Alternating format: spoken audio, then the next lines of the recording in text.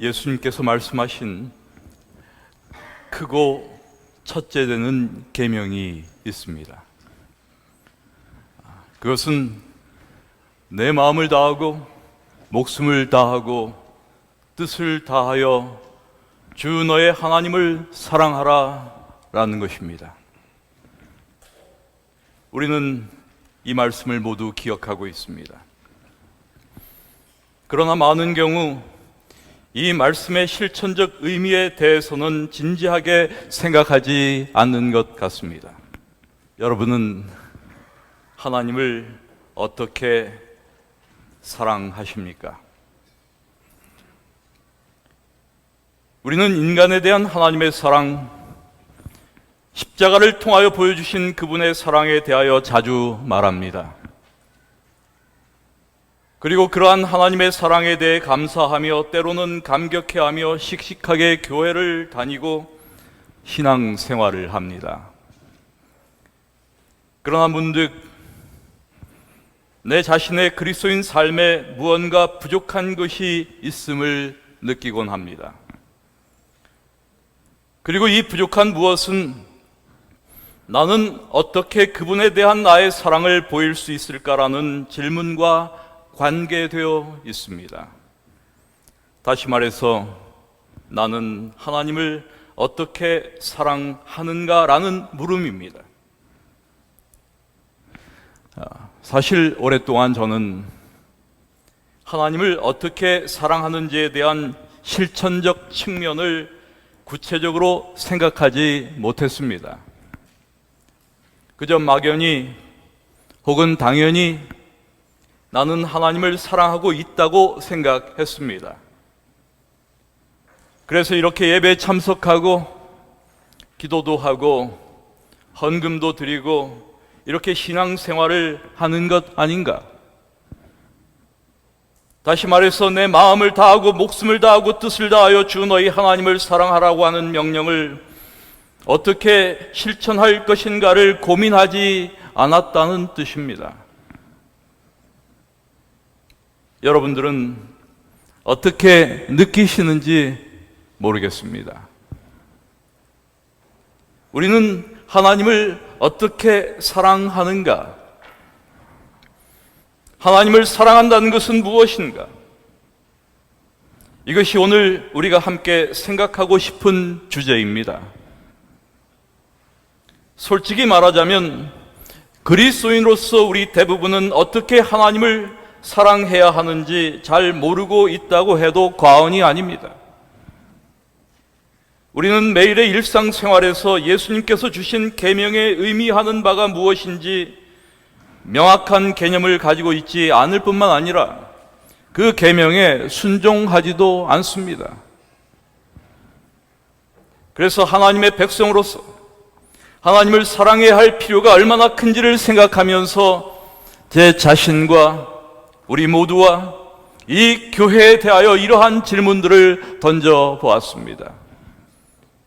우리에게 신앙이란 무엇인가? 우리는 우리의 신앙을 하나의 위대한 철학 체계로서 이해하고 있는가? 아니면 살아있는 진리로서 이해하고 있는가? 우리의 신앙은 소위 성경적 기본 교리에 대한 신앙인가? 아니면 생명을 다해 섬기고자 하는 살아계신 인격체에 대한 신앙인가? 여러분, 20세기의 가장 파괴적이고 전제적인 운동은 바로 공산주의와 나치즘입니다. 그리고 이러한 운동은 이 광신자들이 오류가 있는 이념을 일방적으로 적용한 결과 생겨났습니다. 그렇다면 우리가 하나님의 진리를 하나님 나라의 영광을 위해 적용한다면 어떤 일이 일어날까를 생각해 봅니다. 또한 우리가 하나님의 말씀을 진실로 실천하지 않는다면, 즉 진정으로 하나님을 사랑하지 않고 그 사랑을 실천하지 않는다면 어떻게 될까? 이것도 생각해 봅니다. 우리는 그저 연약하고 영성 없는 교인과 무능하고 무력한 교회가 되고 말 것입니다. 우리의 삶이 무기력하고 이 교회의 현실이 무능한 모습이라고 한다면 얼마나 안타까운 일일까?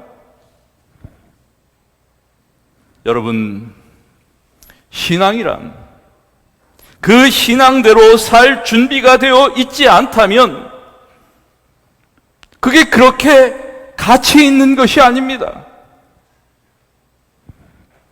사실 저는 옹졸하기 짝이 없고 인색하고 비열하기까지 한 그리스도인도 본 적이 있습니다. 자기중심적이고 교만하고 무례하고 뒷말 잘하는 오랜 신자도 알고 있습니다. 신앙이나 종교라는 것이 이렇게도 쓸데없는 것이구나, 그런 생각이 들 때가 많이 있었습니다. 그래서 진정 하나님을 사랑하는 것이 먼저 우리의 삶을 지배하지 않으면 예배나 종교가 다 무의미해지는 것입니다. 그렇다면 하나님을 사랑한다는 것은 무엇일까? 재림 신자들만큼 이 질문에 도식적 대답을 해온 사람도 없을 것입니다. 웬만한 재림 신자들은 바로 너희가 나를 사랑하면 나의 계명을 지키리라, 하나님을 사랑하는 것은 이것이니 우리가 그의 계명들을 지키는 것이다 라고 하는 예수님의 말씀을 바로 떠올릴 것입니다. 그리고 우리는 이 말씀들을 안식일 준수와 바로 연결시키며 우리는 하나님을 사랑하는 사람들이라고 스스로 간주하는 것입니다. 불행하게도 많은 재림신자들이 이런 도식적 방법으로 율법과 안식일 준수를 강조하며 스스로 율법주의의 올무에 빠져버리고 말았습니다. 안타깝게도 예수님의 이 말씀이 단순히 계명의 문자적 준수를 넘어 더 급진적 요청을 위한 출발점이라고 하는 사실을 놓친 것입니다. 사실 하나님을 사랑한 것과 관련해서 예수님께서 하신 이 말씀은 우리를 바로 하나님의 말씀 곧 성경으로 이끌어 갑니다. 사실 성경은 급진적인 책입니다. 그것은 저항할 수 없도록 인간의 양심에 가책을 주는 책입니다. 그것은 하나님의 말씀의 능력이며 그 자체만으로 삶을 변화시키는 힘입니다. 성경은 역사적으로 금지당하기도 불태워지기도 사랑받기도 한 책입니다. 역사상 그 어떤 책보다 많이 읽히고 그만큼 빈번히 공격을 받아온 책, 수세기에 걸쳐 지식인들은 성경을 믿지 않으려고 했고 모든 시대의 독재자들은 그 책을 법으로 금지시켜 읽는 자들을 처형했습니다. 그러나 병사들은 전장에서 자기들의 무기보다 성경책이 더 강하다고 믿었기에 그것을 들고 갔습니다. 성경의 낙권들이 교도소 감방으로 흘러 들어가서는 흉악한 살인범들을 온유한 성자로 변화시켰습니다. 그렇습니다, 여러분. 성경은 여전히 그 어느 책보다 많이 팔리는 부동의 베스트셀러입니다. 1800개 이상의 언어로 번역되고 있습니다. 이렇게 이 땅의 사람들은 성경 말씀만큼 깊게 영향을 받은 책을 갖고 있지 못한 것입니다. 성경은 그저 한 권의 책이 아닙니다. 성경은 우리가 사랑하는 책입니다. 여러분, 성경의 힘은 그것이 믿을 수 있고 정확하며 오류가 없는 하나님의 말씀이라는 점에서 생겨납니다. 성경이 스스로 주장하듯이 성경 말씀이 모두 사실이라면 그것은 모든 믿는 사람들의 삶에 영향을 미칠 수밖에 없습니다. 성경에 결함이 있다면 우리의 신앙도 그럴 것이고 기독교 신앙의 존립도 성경이 무한 하나님의 말씀이라는 주장의 사실 여부에 달려 있는 것입니다. 그러나 제가 오늘 말씀하고자 하는 것, 그것은 성경의 신빙성을 논증하려고 하는 것이 아닙니다. 오히려 하나님을 사랑하는 것은 하나님의 말씀을 믿는 것으로 시작함을 말하려는 것입니다. 성경이 진리이며 권위 있는 하나님의 말씀임을 믿는 신앙을 말하려는 것입니다. 불행한 사실은 현대 21세기 문화에서 성경적 신앙이 그 힘을 잃어가고 있다는 것입니다. 많은 현대 기독교인들조차 성경의 절대적 권위를 인정하기를 싫어합니다. 성경에 대해 의문을 제기하고 비판합니다. 현대의 상대주의와 냉소주의에 압도되어 성경을 믿을 수 없다, 실제로 중요하지 않다, 성경은 구식이다, 성경에서 얻을 것이 없다, 이렇게 말하는 것입니다. 그래서 이 시대 교회의 자리를 차지하고 있는 수많은 사람들이 자신이 무엇을 믿고 왜 믿는지에 대하여 생각조차 하기 싫어하는 그런 현실이 그리 놀랍지 않습니다. 그러나 여러분, 우리가 성경을 이렇게 가볍게 생각한다면 우리는 하나님을 사랑할 수 없습니다. 우리가 하나님의 말씀을 읽어야 하는 이유는 하나님을 사랑하기 위해 우리가 무엇을 해야 하는지를 성경이 가르쳐주기 때문입니다. 우리가 성경을 연구하는 까닭은 하나님의 존재를 믿기 위해서가 아니라 하나님을 믿기 위해서입니다. 그리고 이런 믿음이 하나님을 기쁘시게 하는 것입니다. 그러므로 하나님을 사랑한다는 것, 그것은 그분을 진심으로 믿는 것입니다. 연탄기를 쓴 작가 이철화는 마음으로 바라보기에서 이렇게 말합니다. 눈이 아니라 마음으로 바라볼 때 우리는 삶과 세상과 사람을 더 정확히, 더 깊은 시선으로 바라볼 수 있습니다. 그렇습니다, 여러분. 세상에는 마음으로 보아야 보이는 것들이 있습니다. 그리고 하나님은 눈으로 볼 수 있는 분이 아니라 마음으로 바라보아야 하는 분입니다. 우리는 하나님의 존재를 믿는 것이 아니라 하나님을 믿어야 합니다.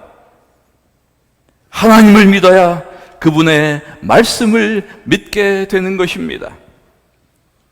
이렇게 하나님을 믿고 그분의 말씀에 복종할 때 성경은 우리에게 자아에 대하여 죽고 그리스도를 따르라고 요구합니다. 성경 말씀은 우리가 우리 삶 속의 죄를 발견하고 인정하고 회개할 것을 요구하는 것입니다. 그리고 여러분, 바로 이 지점에서 우리는 중요한 갈림길을 만납니다. 우리의 영적 여정의 중요한 선택의 기로에 접어든 것입니다. 마음의 변화에 반드시 동반되어야 할 태도나 행동의 변화 없이 자기 방식대로 그리스도인 삶을 살 수 있다고 생각하는 것과 새로운 삶의 변혁을 지향하는 것입니다. 여러분, 과거의 생활을 그대로 유지한 채 하나님을 사랑하는 것이 가능할까? 불가능합니다. 우리는 과거의 생활을 유지한 채 그리스도인이라는 명칭만 덧붙일 수 없습니다. 하나님을 사랑한다는 것, 그것은 우리에게 새로운 삶의 변혁을 요구하는 것입니다. 그리고 새로운 삶의 변혁을 위해서 회개가 필요합니다. 침례 요한의 회개하라고 하는 외침은 예수 시대에만 필요한 기별이 아닙니다. 회개의 축구는 그것이 새로운 변혁의 출발점이기 때문입니다. 그것은 과거에 대한 정리이며 새 세계를 향한 지향이기 때문입니다. 이 시대 우리 대부분은 회개하라는 기별이나 회개라는 단어에 대하여 매우 어색함을 느끼거나 자신에게 해당되지 않는 기별이라고 생각하기 일쑤입니다.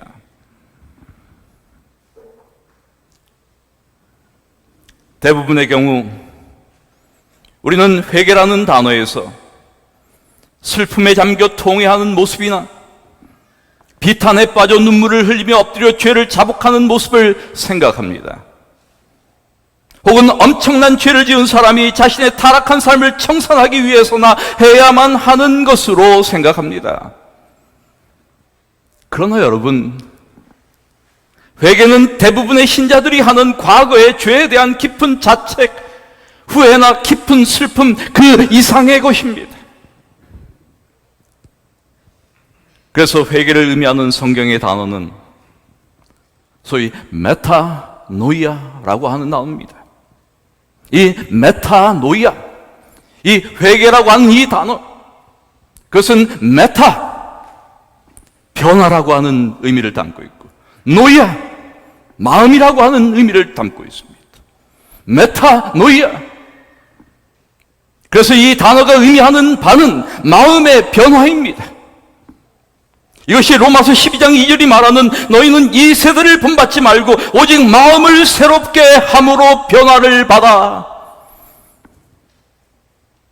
하나님의 선하시고 기뻐하시고 온전하신 뜻이 무엇인지 분별하도록 하라라고 하는 그 말씀의 핵심입니다.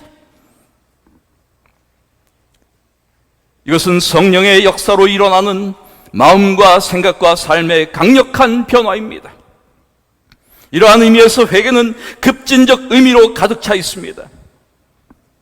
마음의 근본적 변화는 우리를 죄악된 과거로부터 돌아서게 할 뿐만 아니라 우리의 눈보다는 하나님의 눈으로 세상을 바라보게 합니다.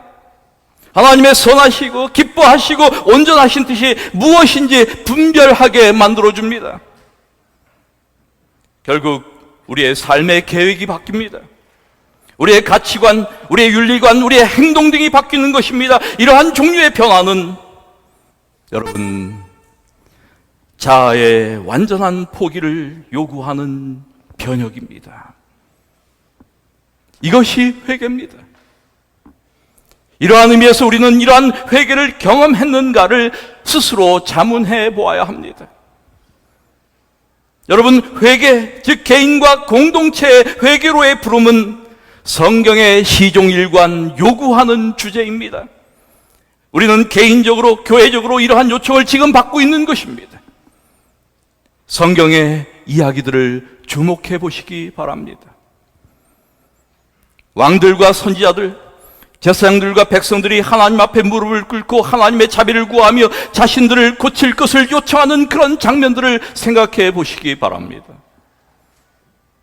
이러한 회개 요구는 구약의 모세에게 명하신 말씀부터 시편 51편의 다윗의 웅변적인 참회의 기도 속에까지 흐르고 있습니다.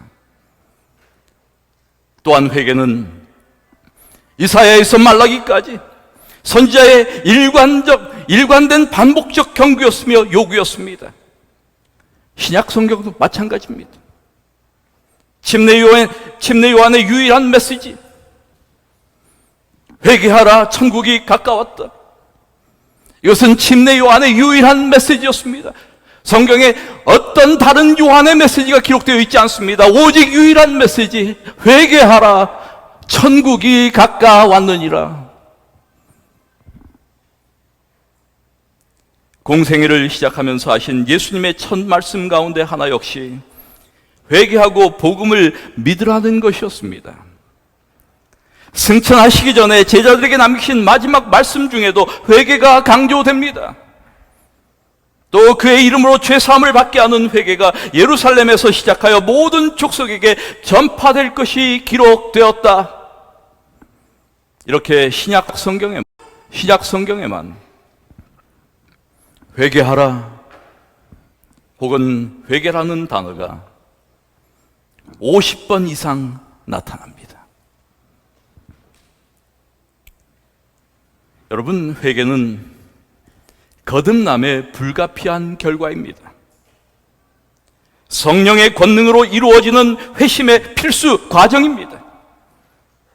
동시에 회개는 지속적인 마음의 상태입니다. 이것은 일회적인 경험이 아닙니다. 마음을 살피는 일은 일회적일 수가 없습니다. 지속적인 회개의 자세가 없이는 그리스도인의 성장이 불가능합니다. 하나님을 향한 지속적인 갈망 없이는 하나님을 사랑하는 것도 불가능합니다. 이 시대 어떤 분들은 회개의 기별을 위협적인 메시지로 생각하기도 합니다. 많은 사람들이 예수를 믿으며 교회 생활을 유지한 것에는 만족해하지만 자신들의 생활 방식을 바꾸는 것에는 주저합니다. 오늘날 쉬운 신앙주의가 만연한 현실에서 회개하라는 기별은 딱딱한 이야기이며 전혀 매력이 없는 요청입니다.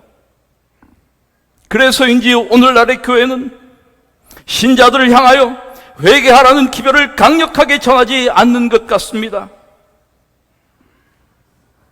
그래서 본 회포는 이렇게 이야기했습니다. 이러한 기독교를 값싼 은혜라 이름 붙이고 이렇게 말합니다. 값싼 은혜란 참회도 요구하지 않고 죄로부터 벗어나려는 진정한 욕구는 더욱 없으며 살아있는 하나님의 말씀에 대한 부정이며 성육신에 대한 부정인 것이다.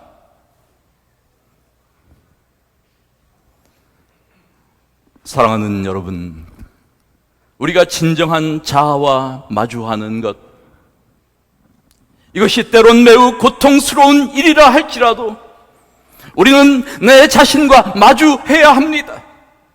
감추어진 자아는 우리의 내면 깊숙한 곳에 묻혀있는, 그래서 선지자 예레미야가 말씀한 대로 인간의 마음은 만물보다 거짓된 것입니다. 그러므로 하나님을 사랑한다는 것은 자신의 죄됨을 고백하는 것입니다. 그리고 이러한 회개는 우리의 심령을 점령하고 있던 죄와 절망으로부터 우리를 참된 자유와 해방으로 인도합니다. 회개를 통해 우리는 하나님을 사랑하는 다음 단계로 나갑니다. 우리의 전 존재는 십자가를 통하여 우리를 자유와 해방으로 인도하신 하나님을 향해 감사로 가득 채워집니다. 이러한 감사는 회개에 합당한 삶을 사는 것으로 또한 표현됩니다. 인간이 보일 수 있는 하나님의 은혜에 대한 유일한 반응은 여러분, 다름 아니라 구별된 삶입니다. 거룩하게 사는 것, 하나님께 순종하며 사는 것, 그리고 이것이 하나님을 사랑하는 것입니다. 하나님을 사랑하는 사람들은 성결한 삶에 대한 갈망을 안고 살아갑니다. 그러나 이렇게 거룩하게 사는 것, 하나님께 순종하며 사는 것은 언제나 우리 자신의 노력으로 이루어질 수 있다는 착각과는 구별됩니다.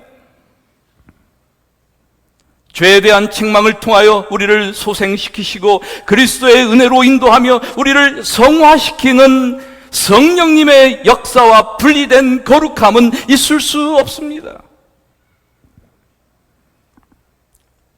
이것은 자기 의로 발전되는 자기 중심적 영성과는 전혀 다른 것입니다.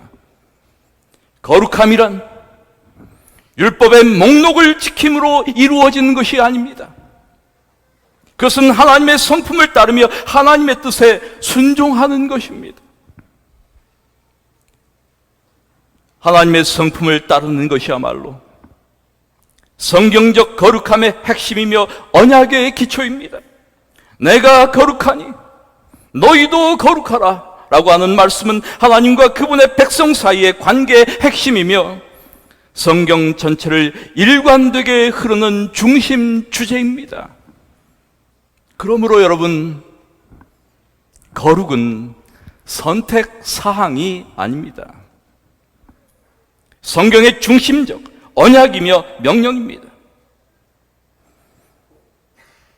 18세기 영국 사상 가장 개혁적인 정치인의 하나였으며 노예제도의 폐지를 이끌어내었던 윌리엄 윌버포스는 거룩함은 기독교의 모든 것이 달려있는 매우 중요한 핵심이다, 이렇게 말합니다. 기독교의 모든 것이 여기에 달려있다. 기독교의 핵심이다. 그리고 거룩함이다. 그렇다면 거룩함은 우리가 매일 살고 있는 이 현실 세상에서 무엇을 의미할까요?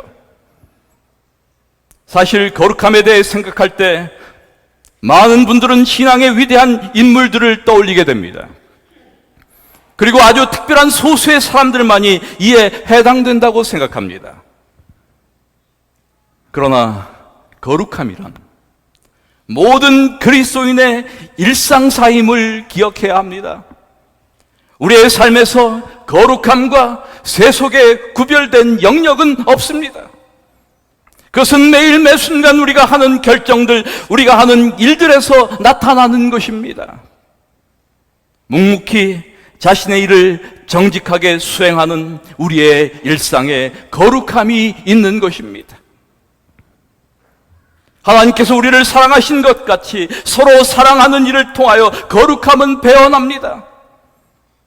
우리 자신의 이익에 배치될 때에도 하나님께 순종하는 것이 거룩함입니다. 때론 불편이 따르더라도 그분의 사랑을 함께 나누는 것이 거룩함입니다. 도움이 필요한 사람들을 위하여 그들을 돕는 방법을 찾아내는 것, 그것이 거룩함입니다. 그것은 영적 행위가 아닙니다. 언제나 하나님께 영광을 돌리는 평범한 영적 행위입니다. 사랑하는 여러분, 결국 하나님을 사랑한다는 것, 그것은 어떤 대가를 치르든 간에 그분의 명령에 따라 사는 것을 의미합니다. 이제 우리는 하나님을 사랑한다는 것이 마침내 우리의 일상에서 어떻게 그 모습을 드러내는지를 생각해 봅니다. 그것은 교회라는 공동체를 통해서 새로운 가치와 질서를 만들어냅니다. 교회는 세상으로부터 불러냄을 받은 사람들이지만 어떤 사교적 클럽이나 세상의 어떤 단체와 같이 편안하게 안주하는 곳이 아닙니다. 그것은 하나님의 새로운 사회이며 베드로의 말처럼 거룩한 나라입니다. 그 거룩한 나라는 그 안에 거하는 사람들을 통해 그 모습을 나타냅니다. 이런 의미에서 그리스도인은 하나님의 나라를 가시적으로 눈에 보이게 만드는 존재들입니다. 어떻게 우리는 거룩한 백성, 거룩한 나라가 될 수 있을까? 우리가 세상을 향하여 빛과 소금이 되는 것을 통해 우리가 있는 바로 그곳에서 매일 매순간 그리스도의 사람이 되는 것, 이렇게 우리는 거룩한 백성, 거룩한 나라가 되는 것입니다. 결국 하나님을 사랑한다는 것, 그것은 상처 입은 자들을 싸매주고 그런 사람들을 섬기는 것입니다. 여러분, 우리를 필요로 하는 사람들에게 도움을 제공하고 소외당한 자들, 가난한 자들, 학대받는 자들의 고통을 함께 나누지 않는다면 하나님의 거룩한 나라는 사랑의 나라가 아닐 것입니다. 2세기 기독교 변증가였던 아리스티네스가 로마 황제 하드리안에게 보낸 그리스도에 대한 설명이 이렇습니다. 그는 이렇게 전언했습니다. 그들은 서로 사랑합니다. 그들은 과부를 돕고 고아들을 학대하는 자의 손에서 구해냅니다. 그들은 자신에게 있는 것들을 없는 사람들에게 나누어 주며 나그네를 보면 집으로 초대하여 마치 친형제라도 되는 것처럼 반가워합니다. 그들은 자신들을 보통 의미의 형제로 여기지 않고 하나님 안에서 성령으로 한 형제가 되었다고 생각합니다. 여러분, 지금 아리스티네스는 신자들에 의해 눈에 보이게 구현된 하나님 나라를 묘사하고 있는 것입니다. 여러분, 하나님을 사랑하는 데에는 여러 가지 방법이 있습니다. 그러나 오늘 우리가 나눈 이 말씀들을 마음에 담길 원합니다. 하나님을 사랑하는 것은 그분을 믿는 것이며 회개하는 것이며 순종하는 것이고 거룩하게 사는 것이며 상처 입은 자들을 싸매주는 것이고 섬기는 것임을 우리 사랑하는 교회 여러분, 우리의 마음 가운데 이 시간 담길 원합니다. 교회는 살아있어야 합니다. 생명력이 있어야 합니다. 그래야만 세상을 변화시킬 수 있습니다.